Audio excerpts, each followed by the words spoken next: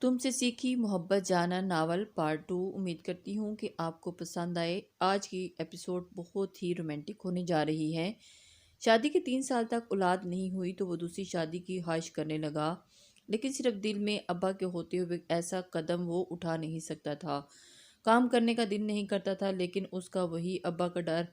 ابا کی وجہ سے بہت کچھ سیکھ تو گیا تھا، جب بھی کما بھی رہا تھا۔ ابا کی پینشن آتی تھی ہر مہینے، پھر امینہ بھی سلائی کرتی تھی۔ شادی کے 5ویں سال اللہ تعالیٰ نے امینہ کی سنی اور اپنی رحمت سے نوازا۔ وہ گول مٹول پیاری سی بچی جس نے نین نقش سارے باپ کے چرائے تھے، تو رنگت اپنی ماں کی گندمی رنگت، معصوم بھولا بھالا چہرہ، دل کرتا تھا بس پیار ہی کرتے رہو۔ لیکن سلطان نے اسے دیکھا تک نہیں، کیونکہ اسے تو بیٹا چاہیے تھا۔ گھر میں رہتا تو ابا اماں کو سنتا، اس لیے کام کا بہانہ بنا کر وہ کچھ دن کے لیے گھر سے چلا گیا۔ آج وہ پورے ایک مہینے کے بعد گھر آیا تو کمرے کی طرف بڑھا ہی تھا کہ ابرار صاحب کی آواز پر رکا۔ کہاں گئے تھے سلطان میاں؟ ماں باپ کو بھول گئے تھے کیا جو رابطہ نہیں کیا؟ ابا کام کے سلسلے میں گیا تھا، ماں کے پاس گاؤں کے پاس زمینوں پر کام تھا۔ ٹھیک کام تھا کیا؟ کام اولاد سے زیادہ تھا۔ ایک جھلک تک نہیں دیکھی، اس کے لیے کما کر لایا ہے ابا۔ اور اس کی بات پر ابرار صاحب چپ ہو گئے تھے کہ چلو کچھ تو ذمہ داری کا احساس ہوا۔ وہ کمرے میں آیا، امینہ اسے گود میں لیے بیٹھی تھی اور اس کو دیکھ کر خوشی سے اس کی طرف بڑھی تھی اور اپنی بیٹی کا چہرہ اسے دکھایا۔ وہ معصوم آنکھیں کھولے ادھر ادھر دیکھ رہی تھی۔ سلطان نے جھک کر اسے پیار کیا اور سونے کے لیے لیٹ گیا۔ اس کا نام رکھنے کے لیے بھی اماں اور دادی نے بڑی بحث ہوئی تھی۔ دادی کا کہنا تھا کہ پورے خاندان پورے چاند والے دن ہوئی تو نام چاندنی یا چندہ یا ماہ کامل رکھو، جبکہ اماں اس کا نام مہر النساء رکھنا ہو تو، کیونکہ اس کی مرحومہ اماں کا نام زیب النساء تھا۔ دونوں ساس بہو کی یہ تکرار ابرار صاحب نے سنی تو دونوں کو خوش رکھنے کے لیے اس کا نام رکھا مہر ماہ سلطان۔ اس کی پیدائش کے بعد اللہ نے امینہ کو اور سلطان کو 2 بیٹوں سے نوازا تھا، مہرارے اور وہ مہر کہارا گئی۔ بچے جلدی سے ناشتہ اپنے ٹھنڈا ہو رہا تھا۔ سارا امینہ اس وقت کچن میں اس کے لیے ناشتہ بنا رہی تھی۔ ہاں اماں آ رہی ہوں نا، تیار تو ہونے دیں۔ وہ سیڑھیاں اتر کر جلدی سے نیچے آئی۔ سفید کالج کی یونیفارم میں، بالوں کی چوٹی بنائے، آنکھوں میں کاجل، ایک ہاتھ میں بیگ اور دوسرے میں چادر کا۔ آ جانا بچی، ٹھیک ناشتہ مزہ نہیں دیتا، ٹھنڈا ناشتہ۔ وہ اپنا سامان وہی رکھ کر تخت پر آ کر بیٹھ گئی۔ دادی آج بھی ابھی تک سو رہی ہو، خیریت تو ہے نا؟ اس نے پلنگ پر لیٹی دادی کو ہلایا تو انہوں نے اس کا ہاتھ جھٹکا، یعنی ناراضگی کا بھرپور اظہار کیا۔ ہائے اماں، کیا بولا ہے؟ اب میری دادی کو آپ نے ہاں دیکھو تو کیسے ناراض لیٹی ہیں۔ ارے میں کیا بولوں، اماں کو پتہ نہیں صبح ہی ایسے لیٹی ہیں، میں نے اٹھایا تو منع کر دیا۔ دادی اماں کیوں ناراض ہیں بھئی؟ ان کے اوپر سے چادر اٹھائی تھی، ہٹ جا پرے مہرو، تنگ نہیں کر۔ او بھئی دادی کیوں ناراض کیوں ہیں؟ میں نے کیا کیا ہے؟ مجھے تو پتہ نہیں، خود سوچ کیا کیا ہے۔ دادی بڈھی ہو گئی ہے تو پاگل بناتے ہیں سب، ہٹ بات نہیں کر۔ اور تیری خیر؟ اس نے ماتھے پر ہاتھ رکھا۔ اماں نے اشارے سے پوچھا کیا ہوا ہے؟ اماں دادی نے کل مالش کرنے کا بولا تھا اور میں ابھی یہی کہہ کر گئی تھی اور بھول گئی۔ مہرو وہ حد کرتی ہو بیٹا، پتہ بھی ہے کہ نا اماں۔ اب جاؤ مناؤ ابھی نہیں، کالج سے آ کر، کیونکہ ابھی دیر ہو رہی ہے، ابھی ناراض رہنے دے، منانے میں مزہ آئے گا اپنی آپی زلیخا بی بی کو، اس نے شرارت سے کہا تو امینہ نے ہنس کر اس پر بہت لگائی۔ گھر سے نکلی تو سامنے والے ابا کو سلام کیا اور ان کی خیریت پوچھی۔ دونوں چھوٹے بہن بھائیوں کو اسکول چھوڑ کر کالج گئی۔ وہ ہر ایک کی لاڈلی تھی، ذہین بھی تھی، ہر کلاس میں اول آتی تھی تو دادا تو مانو 7ویں آسمان پر پہنچ جاتے تھے۔ گھر کی اس کی شرارتوں سے گونجتا تھا اور دادا کے ساتھ مل کر دادی کی بہت تنگ کرتی تھی، لیکن پھر دادا کا انتقال ہو گیا تو دادی کے قریب ہوگی۔ دادا کے بعد دادی اکثر اداس ہی رہتی تھی۔ وہ اپنے ہی طریقے سے پوری کوشش کرتی تھی کہ دادی اداس نہ ہو۔ علی اور حارث جڑواں تھے، دونوں کی آپس میں کھچڑی پکتی رہتی تھی اور ان کو کسی دینا لینا نہیں تھا۔ اماں تو اسے چڑیا بولتی تھی کیونکہ وہ ہر پل چہچہاتی رہتی تھی۔ آپا سائن کر دو۔ علی نے اس کے آگے ایک پیپر رکھا تھا۔ کیا ہے؟ اس نے علی کو دیکھا۔ آپا ٹیسٹ پیپر ہے۔ اتنا بھی نہیں پتا؟ 13 سال کا علی اپنے سر پیٹا تھا۔ اوئے بھالو، یہ تو مجھے بھی پتا ہے، میں پوچھ رہی ہوں کیا کروں؟ اس کا اماں کا آپا کے کان میں میل بھر گیا تو تھوڑا تیل تو ڈال دو ذرا۔ اس بار آواز حارث کی طرف سے آئی۔ کچھ زیادہ ہی نہیں بول رہے تم دونوں آج کل؟ ہاں۔ دونوں ہاتھ کمر پر رکھے تھے تو بھئی ابھی علی نے بولا تو سائن کر دو، پھر کیا ہے، کیوں ہے بولے ہاں جا رہے ہو؟ حارث نے منہ بنایا تو اس نے تیوری چڑھائی، بہت بولنا آ گیا ہے تم دونوں کو، ہاں ہاں نہ کیا کریں، جیسی بہن ویسے بھائی۔ اس نے علی کو گھورا تو وہ فوراً اس کے پاس آیا تھا، دونوں بازو اس کے گلے میں ڈالے تھے۔ پیاری آپا یہ ہے ٹیسٹ پیپر اور اس کے نیچے لکھا ہے والد کے دستخط، تو ابا ہمارے لاپتہ ہیں، کب آئیں کیا پتہ، تم ہی کر دو نا۔ کرتی ہوں، ویسے پڑھائی کیسی جا رہی ہے؟ بہت بہترین، ان دونوں کو کورس میں کہا تھا تو وہ دونوں ہنس دی۔ سلطان نے عرصہ ہوا کام چھوڑ دیا تھا، ہر وقت دوستوں میں رہتا تو ابا گھر سے ہی نکال دیا۔ ان کے انتقال کے بعد اس کا پاؤں پھر کھل گیا اور وہ گھر آنے لگا، آ کر بچوں سے پیار جتاتا، چیزیں دلاتا اور کچھ دن رہ کر پھر غائب ہو جاتا، تو اب تو وہ لوگ عادی ہو گئے تھے۔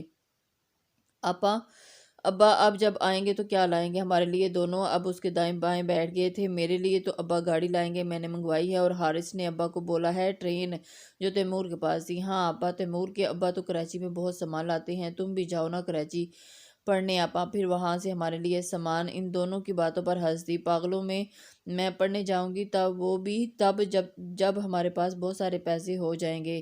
لو آپا، پھر تم تو یہی رہ کر پڑھ لو، اماں کے پاس کبھی زیادہ پیسے ہوں گے ہی نہیں۔ اوئے اچھا، سوچو اب کہ ابا آئیں گے تو میں ان سے بولوں گی کہ وہ ضرور میری خواہش پوری کریں گے، بس اب جلدی سے آ جائے ابا۔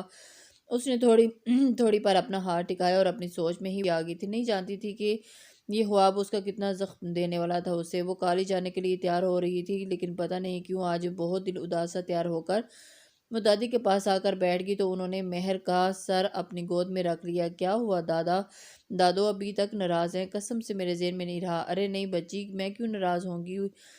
تو کل سے اتنی چپ کیوں ہیں؟ اماں سے لڑ بھی نہیں رہی ہو؟ ارے کچھ نہیں لاڈو، بس ایسے ہی تیرے دادا یاد آ رہے ہیں، بہت کو بھئی، ایسی کوئی نئی تازی بات نہیں، وہ تو روز ہی آتے ہیں نا آپ کو۔ ہاں بچے، لیکن مسلسل خواب میں آ رہے ہیں، بہت پریشان دیکھ رہے ہیں۔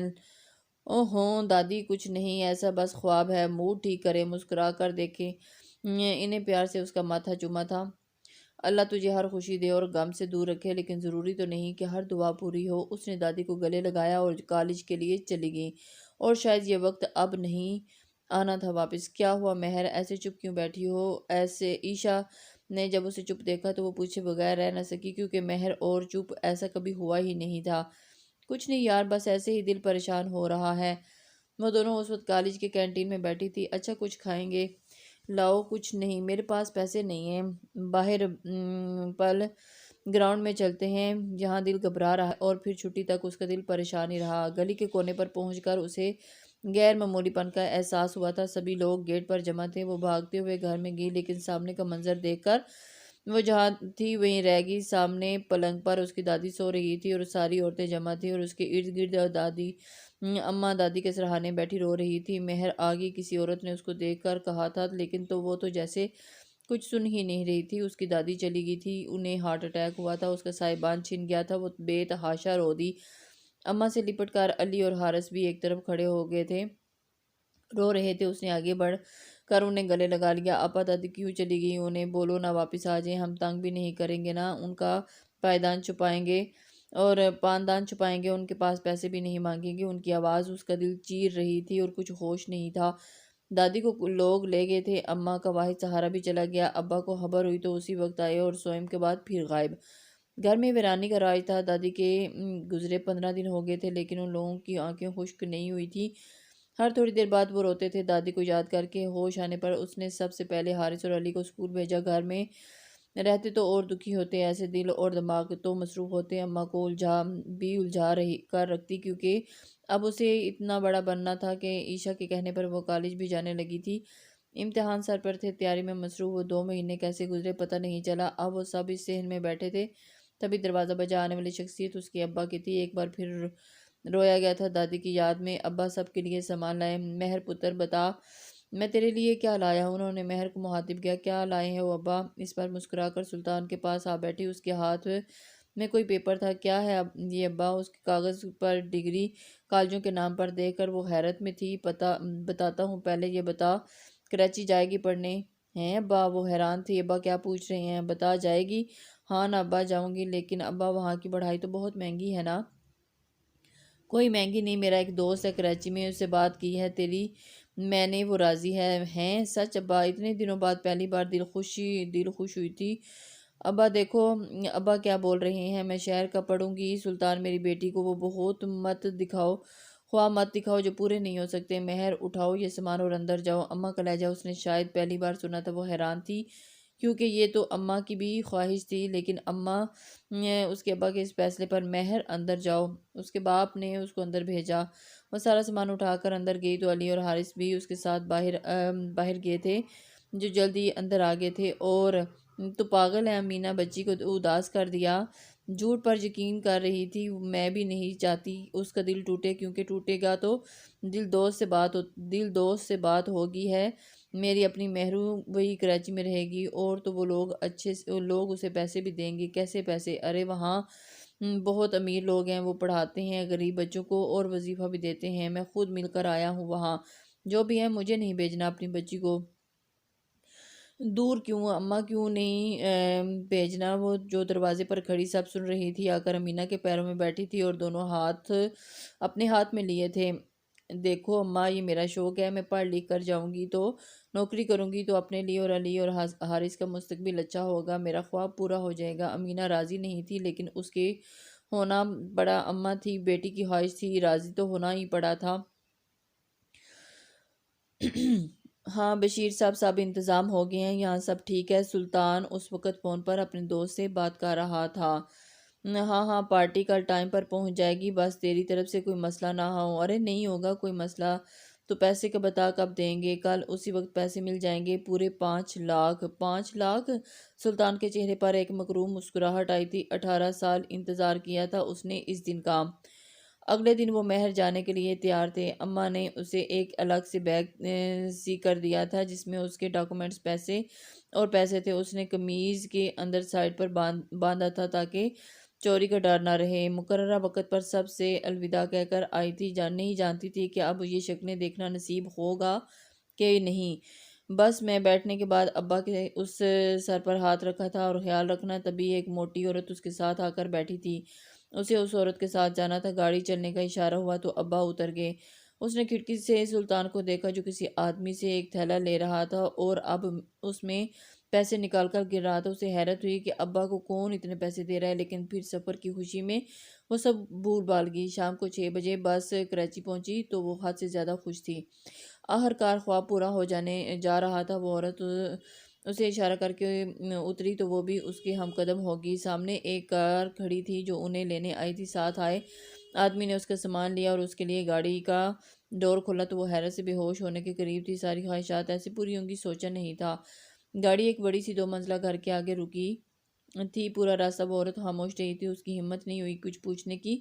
وہ کوئی بہت پرانا سا گھر تھا، اندر آتے ہی بڑا سین تھا، سامنے 2 کمرے تھے اور ایک کونے میں باتھ روم، بائیں طرف ایک زینہ تھا جس کے نیچے چھوٹا سا کچن بنا ہوا تھا، اور اسے لے کر وہ عورت اوپر آئی تھی۔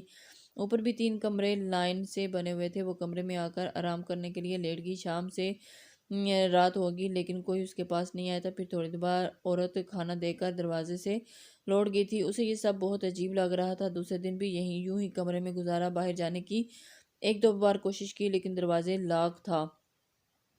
اسے اب رونا آنے لگا کیونکہ وہ عورت آتی، کھانا رکھتی اور چلی جاتی، اب تو اس سے کچھ کھایا بھی نہیں جا رہا تھا۔ تیسرے دن رات کے وقت دروازہ کھولا اور وہ عورت اندر آئی اور مہر اس عورت کو دیکھ کر اٹھ بیٹھی۔ آ جاؤ صاحب، یہ ہے وہ لڑکی۔ اس عورت کے بولنے پر ایک گندا سا آدمی اندر آیا۔ مال تو اچھا ہے، کتنے کا ملا؟ 5 لاکھ کا۔ بیچنے والا گدھا تھا وہ ہوں کی طرح انہیں بات کرتا دیکھ رہی تھی۔ اے لڑکی، نام کیا ہے تیرا؟ اب وہ اس آدمی سے مخاطب تھا۔ وہ مہر ماں، اس نے تھوک نکلتے ہی کہا تھا، دل میں بہت تیزی سے دھڑک رہا تھا۔ کیا آتا ہے تجھے؟ جی، اسے سمجھ ہی نہیں آ رہا تھا کیا بولے، اور لیکن کچھ تو بولنا ہی تھا۔ جی، وہ جھاڑو برتن کھانا پکانا سب آتا ہے، اور اس کی اس بات پر کمرہ ان دونوں کی کہکے سے گونجا تھا۔ کیا بول کر لایا گیا ہے تجھے؟ ایک اور سوال پڑھائی کے لیے؟ چل کر آج میں پڑھاتا ہوں تجھے۔ وہ آدمی ایک دم آگے آیا، مہر ماں کو لگا جیسے اس کا دل بند ہو جائے گا۔ اس آدمی نے آگے بڑھ کر ایک دم اس کی چادر کھینچی تھی، وہ تڑپ کر پیچھے ہوئی تھی۔ یہ کیا کر رہے ہیں آپ؟ میرے ساتھ الفاظ ٹوٹ ٹوٹ کر ادا ہو رہے تھے۔ وہ کر رہا ہوں جس کے لیے تجھے یہاں لایا گیا ہے۔ روشن اسے پتہ بھائی، اے لڑکی حریدہ ہے تجھے، ہم نے مالک ہیں ہم تیرے۔ دماغ خراب ہو گیا ہے تم لوگوں کا، ابا کو بلاؤ۔ میری وہ چیخی تھی، یہ سب اس کی برداشت سے باہر تھا۔ کون سا ابا بی بی؟ کوئی نہیں ہے یہاں، تیرا بیچا ہے تیرے ابا نے تجھے۔ جھوٹ جھوٹ بول رہے ہو تم دونوں، پاگل ہو گئے ہو، مجھے ابھی گھر جانا ہے۔ وہ دروازے کی طرف بھاگی تھی، تبھی اس عورت نے اس کا ہاتھ مضبوطی سے تھاما تھا۔ بہت ہو گیا، چل تیرا۔ اسے واپس بیڈ پر پٹک کر وہ عورت کمرے سے نکل گئی۔ وہ منہ کے بل بیڈ پر گری تھی، اٹھی تو وہ شیطان اس کے سر پر موجود تھا، اور اس سے پہلے کہ وہ اس پر آتا وہ اسے پوری قوت سے دھکا دے کر الگ ہوئی تھی۔ وہ آدمی ایک ہی جست میں اس تک پہنچا تھا، وہ ماہی بے آب کی طرح تڑپ رہی تھی۔ انہوں نے آگے ابا کا چہرہ آ رہا تھا، اس کا مسکرانا، پیسے گننا، اور اس نے آدمی کو خود سے دور کرنا چاہا، لیکن کوئی فائدہ نہیں تھا۔ اس نے اچانک اس کے ہاتھ پر دانت گرائے تھے، وہ ایک دم پیچھے ہٹا اور ایک زوردار تھپڑ اس کے منہ پر مارا تھا، وہ جو پہلے ہی نڈال تھے۔ ایک تھپڑ پر ہی زمین بوس ہو چکی تھی۔ وہ آدمی غصے سے اسے دیکھ کر کمرے سے باہر نکلتا چلا گیا۔ اس کی آنکھ کھولی تو کمرے میں گھوپ اندھیرا تھا، جسم بخار کی وجہ سے ٹوٹ رہا تھا۔ ساری باتیں یاد آئی تو وہ ایک بار پھر سسک پڑی۔ دنیا برا کر لیتی ہے، لیکن باپ نے کیا اس کے ساتھ، اس بات نے اسے توڑ کر رکھ دیا تھا، لیکن نہیں، وہ یہاں نہیں رہ سکتی تھی۔ ہمت کر کے اٹھی، پورے کمرے میں دیکھا، کوئی بھاگنے کی جگہ نہیں تھی۔ دروازے پر لاک تھا، باتھ روم میں ایک چھوٹی سی کھڑکی تھی جس سے کوئی باہر نہیں جا سکتا تھا۔ وہ واپس بستر پر آئی، وہ پھٹ پھٹ کر وہ رو دی، ایسا تو اسے خواب میں بھی نہیں سوچا تھا، اور روتے روتے وہ سو گئی تھی۔ شام کے وقت جب آنکھ کھلی تو وہ عورت اس کے بیگ پر جھکی ہوئی تھی۔ اٹھ کر، چل کر، تیار ہو جا۔ اس عورت نے اسے کالے رنگ کی فراق دی تھی۔ جلدی اٹھ جانا، ہمیں ایک اور پوزیشن میں بیٹھا دیکھا۔ اس عورت نے اسے اب آ کر اٹھایا تو اس کی چیخ نکل گئی، اس کے ہاتھ میں کپڑے تھما دیے، اسے باتھ روم میں بھیجا، گرم پانی سے اس کو تھوڑا سا سکون دیا تو وہ جہاں سے بھاگنے کا سوچنے لگی۔ تھوڑی دیر کے بعد وہ تیار ہو کر بیٹھی تھی۔ عورت کے جاتے ہی اس نے اپنا چھوٹا سا بیگ کمر سے باندھا تھا۔ گاڑی میں بیٹھنے تک وہ بھاگنے کا سوچ چکی تھی، اب ہر حال میں یہاں سے نکلنا تھا۔ گاڑی اپنے رستے پر رواں تھی، تبھی اس نے عورت کے کان میں کچھ کہا، صبر کر لو، تھوڑی دیر بعد پہنچ جائیں گے ہم، مجھ سے صبر میں ہوگا۔ اس نے اتنا بولنے پر اس عورت نے گاڑی کو روکوایا اور اسے لے کر ایک کونے میں گئی تھی۔ آپ پلیز جائیں۔ اس عورت کے سر پر کھڑا دیکھ کر وہ پریشان ہوئی۔ ایک آخری موقع تھا اس کے پاس۔ وہ عورت گاڑی کے پاس جا کر کھڑی ہو گئی تھی، لیکن دھیان اب بھی اس پر تھا۔ اچانک ایک گاڑی ان کی گاڑی سے ٹکرائی تھی، اور اب اس گاڑی کا مالک ان لوگوں پر برس رہا تھا۔ اس کے لیے یہ موقع بہت قیمتی تھا۔ اس نے پیچھے دیکھا، جہاں وہ آدمی ایک ہاتھ میں چابی گھماتا مسلسل ان پر برس رہا تھا۔ وہ آہستہ آہستہ پیچھے ہوتے ان کی نظروں سے اوجھل ہوئی تھی۔ اگر جاتے ہی اس نے بھاگنا شروع کیا، جانا کہاں تھا پتہ نہیں تھا، لیکن دلدل میں تو کبھی نہیں جانا تھا۔ وہ بھاگتے بھاگتے مین روڈ پر آ گئی، اچانک سامنے والی گاڑی سے ٹکرا کر بے ہوش ہو گئی۔ ہوش آنے پر اسے خود کو ہسپتال میں پایا تھا۔ صبح اس کی آنکھ کھلی تو وہ فیصلہ کر چکی تھی کہ اسے کیا کرنا ہے، اور وہ ان لوگوں کے لیے مصیبت نہیں بن سکتی تھی۔ اگر وہ لوگ اسے ڈھونڈنے آ گئے تو اٹھ کر وہ فریش ہو کر باہر آئی تو رامین اس کے لیے کپڑے لے کر کھڑی تھی۔ یہ لو ڈریس، اور ہاں، آج تم میرے کپڑوں میں گزارا کر لو، مما سے بولا ہے میں نے تمہارے کپڑوں کا، اور اب چینج کر کے ناشتہ کر لو۔ چلو چینج کر کے۔ وہ رامین کے ہمراہ نیچے آئی تھی۔ حاجرہ بیگم نے اسے اپنے پاس بٹھایا تھا، تبھی ارمیز آ کر اپنی چیئر پر بیٹھا تھا۔ ناشتے کے بعد وہ اٹھنے لگا تو اسے مہر ماں کی آواز آئی تھی، مجھے آپ سب کو کچھ بتانا ہے۔ ٹھیک ہے مہر، تم سب میرے کمرے میں آؤ۔ اس کی بات پر بی جان نے بھی سب کو کمرے میں آنے کا کہا تھا۔ وہ سب بی جان کے کمرے میں جمع تھے۔ اس نے پھر ان سے کچھ نہیں چھپایا تھا، سبھی خاموشی اسے سن رہے تھے، جو بولتی جا رہی تھی اور روتی بھی جا رہی تھی۔ بات کے اختتام پر بی جان نے اسے گلے لگا لیا تو وہ پھوٹ پھوٹ کر رو دی، اور پھر اس نے ہاتھ میں پکڑا ایک کاغذ ارمیز کی طرف بڑھایا تھا۔ اس میں میرے گھر کا ایڈریس ہے اور برابر والوں کا فون نمبر بھی ہے، آپ میرے بارے میں پتہ کر سکتے ہیں۔ میں خراب لڑکی نہیں ہوں، نہ میں گھر سے بھاگی ہوں۔ آپ کوئی سی بھی قسم لے لیں، میں ڈر گئی تھی، بہت سے لوگ وہ مجھے ڈھونڈ رہے ہیں نا، میں نہیں چاہتی کہ میری وجہ سے آپ لوگ پریشان ہوں، پلیز مجھے کہیں چھپا دیں۔ گھر گئی تو ابا پھر آ جائیں گے۔ وہ کیسی لڑکی تھی جو اپنے ہی باپ سے ڈر رہی تھی، سبھی کو دکھ ہوا تھا یہ سب سن کر۔ تبھی ارمیز اس کے پاس آ کر بیٹھا، میں جانتا ہوں تم اس وقت کس حالت میں ہو، لیکن صبر کرنا پڑتا ہے، رونا ہر مسئلے کا حل نہیں ہے۔ اگر تم کل ہوش میں آتے ہی سب کچھ بتا دیتی تھی، تمہارے بارے میں غلط سوچ نہیں سوچتا۔ خیر میں پتہ کرواتا ہوں، ہمت سے کام لو، ڈرنے کی ضرورت نہیں۔ یہ کہہ کر ارمیز اس کے سر پر ہاتھ رکھا اور چلے گئے تو بی جان نے اس کا سر اپنی گود میں رکھ کر لیا، اور رامین تو حیران تھی اور اداس بھی تھی کہ پیسہ اتنا ضروری ہے کہ اولاد ہی بیچ دیا جائے۔ مجھے آپ سے کچھ ضروری بات کرنی ہے۔ وہ سب اس وقت ڈائننگ ٹیبل پر موجود تھے۔ تبھی حبیب صاحب نے سب کو مخاطب کیا تھا، کیا بات کرنی ہے بھائی؟ کچھ بہت ضروری بات، اور میں یہ بات سب کی موجودگی میں کرنا چاہتا ہوں، تو شام میں گھر میں رہیں اور ہاجرہ اور بی جان کو بھی بلا لو، اور رفت اگر آپ کا لاڈلا اٹھ جائے تو شو روم بھیج دینا، اسے ہر کب تک ہڈ حرامی کرے گا۔ وہ کہہ کر اٹھ گئے تو اس کے پیچھے ارمیز اور اویس بھی گھر سے نکل گئے تھے، جبکہ دانیہ کالج کے لیے نکل گئی تھی اور ثانیہ گریجویشن ہو چکا تھا، وہ آج کل گھر ہی ہوتی تھی۔ بھابھی آپ سمجھاتی کیوں نہیں ارکم کو؟ اس طرح کب تک چلے گا؟ کیسے سمجھاؤں رومانہ؟ کچھ بولوں تو الٹا مجھ پر ہی شروع ہو جاتے ہیں۔ غلطی تو بھی ہماری ہے نہ جس عمر میں بچے ماں باپ کے قریب ہوتے ہیں ہم نے اسے خود سے دور کر دیا تھا۔ کاش میں ہی اس کے لیے کچھ کوشش کر لیتی، لیکن میں بھی اپنے آپ میں مگن تھی اور انہیں رہ کر یہی پچھتاوا ہوتا تھا۔ اچھا چھوڑیں، اداس نہیں ہو، ٹھیک ہو جائے گا سب۔ جب خود کے بچے ہوں گے تب سمجھ جائے گا۔ میں بھی سوچتی ہوں اس کی شادی کر دوں۔ پہلی بات تو راضی نہیں ہوگا، دوسرا تمہارے بھائی صاحب۔ اچھا چھوڑیں، آئیں میں آپ کو ہادی کی تصویریں دکھاتی ہوں، کل رات اس نے بھیجی تھی۔ ہادی اپنی پڑھائی کے سلسلے میں ملک سے باہر تھا۔ ازمیر نے ایک ساتھ لا کی ڈگری کر لی تھی اور دونوں بہترین دوست بھی تھے۔ اروش بچپن ہی سے اپنے ننیال میں رہتی تھی، جبکہ دانیہ کا مزاج کافی مغرور تھا، وجہ اس کی خوبصورتی تھی۔ ہیلو لیڈیز، کیا ہو رہا ہے؟ وہ دونوں لاؤنج میں بیٹھی تھی جب ریگنگ سے سلیپ ہو کر ان کا آنا تھا۔ ارکم دھیان سے، بیٹا لگ جائے گا۔ نہیں لگتی موم، ڈونٹ وری چھوٹی موم، ناشتہ ملے گا، اس نے رومانہ کو مخاطب کیا تھا۔ ارے ہاں کیوں نہیں بھئی، ابھی لائی۔ رومانہ کی بہت خواہش تھی کہ ارکم اس کا داماد بنے، لیکن آرام کی حرکتیں ہی ایسی ہیں کہ خواہش سے باز رکھتی تھی۔ ارکم نازیہ کر کے شو روم چلے جانا، تاکہ تمہارے ڈیڈ بلا کر گئے ہیں۔ کیوں بھائی، کس خوشی میں؟ ویسے آپ کا شوہر ہی لگتا ہے میرے بغیر۔ بیٹا وہ چاہتے ہیں کہ تم ذمہ دار بنو، کل شادی ہوگی تمہاری تو کیا کھلاؤ گے بیوی بچوں کو جب تک کام نہیں کرو گے؟ ویٹ مام، میری شادی کہاں سے آ گئی؟ کیا مطلب ہے آ گئی شادی نہیں کرو گے کیا؟ اب ٹاپک چھڑ ہی گیا تھا تو انہوں نے بھی ابھی بات شروع کر دی۔ کیا چاہتی ہیں آپ میں شادی کروں اور میرے بھی بچے میری طرح پیار کے لیے ترسیں؟ کیوں ترسیں گے؟ تم دو گے نا انہیں پیار دو گے، باپ ہوں گے تم اس کے، ہاں جیسے آپ کے شوہر نے دیا ہے مجھے۔ نو مام، بالکل ویسے ہی نہیں ماں، مجھے پیار کرنا نہیں آتا، مجھے صرف نفرت کرنی آتی ہے۔ اور پلیز آج کے بعد یہ شادی پیار مجھے سامنے موڑ کر باہر جانے لگا۔ رومانہ جو اس کے لیے ناشتہ بنوا کر لائی تھی اسے روکا۔ ارکم ناشتہ تو کر لو۔ کر چکا میں ناشتہ، یہ کہہ کر وہ گھر سے نکلتا چلا گیا۔ اسے کیا ہوا بھابھی؟ اچانک وہ حیرت سے عفت کی طرف مخاطب ہوئی، جو ہمیشہ ہوتا ہے آخر کب وہ ہمیں معاف کرے گا؟ ان کی آنکھوں میں آنسو تھے اور رومانہ بس گہری سانس بھر گئی تھی۔ ارمیز نے سب سے پہلے اس نمبر پر کال کی تھی، لیکن جو خبر اسے سننے کو ملی تھی وہ شاکنگ تھی۔ مہر کے گھر والے اسی دن گھر چھوڑ کر چلے گئے تھے جس دن وہ کراچی کے لیے نکلی تھی۔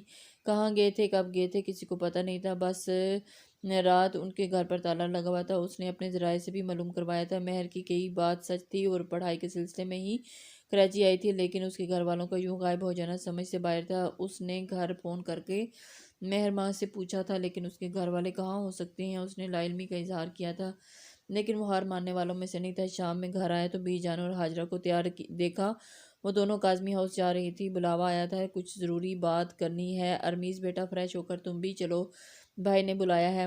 خیریت امی؟ پتہ میں اب تو وہی جا کر پتہ چلے گا۔ مہر ماں کہاں ہے؟ کمرے میں ہے، صبح سے رو رہی ہے، پہلے باپ کے لیے اور اب گھر والوں کے لیے وہ افسردہ ہو گئی تھی۔ میں اس سے بات کر کے آتا ہوں۔ ٹھیک ہے بیٹا، جاؤ۔ وہ رامین کے کمرے میں آیا تو رامین اس کے سرہانے بیٹھی تھی، جو خود منہ کے بل لیٹی رو رہی تھی۔ کب تک روئے گی؟ رونے سے سب کچھ پہلے جیسا ہو جائے گا۔ اگر رونے سے سب کچھ ٹھیک ہونا ہوتا تو پوری دنیا ہی روتی رہتی۔ ارمیز کی آواز پر وہ اٹھ کر بیٹھی تھی، وہ اس کے پاس آ کر بیٹھا تھا، چہرے پر وہی نرمی تھی تو رامین کے لیے تھی۔ بھلے وہ لوگوں پر جلدی ٹرسٹ نہیں کرتا تھا، لیکن سچ اور جھوٹ کا فرق اسے پتہ تھا۔ جب اس لڑکی نے اس کی بات مان کر سب کچھ اسے بتایا تھا تو وہ پھر کیوں اسے بیر رکھتا؟ ادھر دیکھو مہرماں، مجھے کچھ بتاؤ، کیا رونے سے گزرا وقت تم ٹھیک کر سکتی ہو؟ اس نے نفی میں سر ہلایا تھا۔ تو پھر کیوں رو رہی ہو؟ پاگل ہو؟ روتے نہیں ہیں؟ مجھے نہیں پتا، اس نے ہاتھ کی پشت سے اپنے آنسو صاف کرتے ہوئے سو سو کرتے کہا تھا، اور اس کی اس حرکت پر وہ مسکرا دیا۔ وہ چھوٹی تھی، جذباتی تھی، اس کی رامین کی طرح۔ دیکھو، رونے سے کچھ نہیں ہوگا، تمہیں مضبوط بننا پڑے گا، اتنا کہ کوئی تمہیں کچھ نہ کہہ سکے۔ تمہیں خود کو سنبھالنا ہوگا، اپنے دادا کا خواب پورا کرنا ہوگا، کرو گی نا؟ لیکن ہاں، لیکن میرے پاس اتنے پیسے نہیں ہیں۔ ارے یہ تو بہت بڑا مسئلہ ہے، پھر اب کیا کریں؟ آپ مجھے کام دلا دیں، یہی پاس میں اس کی اس بات پر امین اور اس کے دوسروں کو دیکھتا رہا۔ ٹھیک ہے، کل بات کریں گے اس پر، فی الحال اب تو نہیں رونا، ٹھیک ہے نا؟ جی میں نہیں روں گی۔ گڈ، چلو رامین، کھانا کھلاؤ اپنی دوست کو اور دل لگاؤ، اور اس کا ہماری دماغ تو بہت کھاتی ہے، اب اس کا بھی کھاؤ۔ وہ ہنسنے لگا، ہنستے ہوئے بولا تھا بھائی، رامین نے چڑ کر کہا، تو وہ پھر بھی ہنس دی۔ مہرماں نے دونوں بہن بھائی کو دیکھا، وہ کچھ یاد کر کے مسکرا دی۔ گھر کے سارے بڑے اس وقت لاؤنج میں جمع تھے، جن میں ارمیز بھی شامل تھا۔ آج یہاں سب کو بلانے کا مقصد بہت خاص ہے، اور بی جان کی مرضی کے بغیر میں کوئی کام نہیں کرنا چاہتا تھا۔ حبیب صاحب نے بات کا آغاز کرتے ہوئے کہا تو بی جان مسکرا دی، اور اپنے بھتیجے کی محبت پر میرے دوست جبران نے اپنے بیٹے کے لیے ثانیہ کا ہاتھ مانگا ہے۔ پہلے تو میں حیران ہوا تھا، کیا میری بچی اتنی بڑی ہو گئی ہے، لیکن میں خوش بھی ہوں اس بات سے، مجھے حسام بہت پسند ہے، اور بی جان کو بھی۔ وہ بی جان کو پہلے ہی تھوڑا بہت پہلے اس حوالے سے بتا چکے تھے۔ حبیب، مجھے تو وہ بچہ بہت پسند ہے، ایک بار ثانیہ سے پوچھ کر ہاں کر دو۔ اور دوسرا، اویس نے مجھ سے ایک اور خواہش کا اظہار کیا تھا، وہ رامین کو اپنے ازمیر کے لیے چاہتا ہے۔ تو اویس، رامین کا بھائی اور ماں یہاں موجود ہے، اور اس بات کا فیصلہ میں ان پر چھوڑتی ہوں۔ میں کیا بولوں بی جان، آپ ہماری بڑی ہیں تو تم بتاؤ۔ ازمیر، مجھے اس رشتے پر کوئی اعتراض نہیں ماموں، لیکن رامین ابھی چھوٹی ہے، اتنی جلدی میں اس کی شادی نہیں کرنا چاہتا۔ ازمیر نے سادہ لفظوں میں اپنی بات کہی تھی۔ ٹھیک ہے، تم سوچ لو، ایسی کوئی جلدی نہیں۔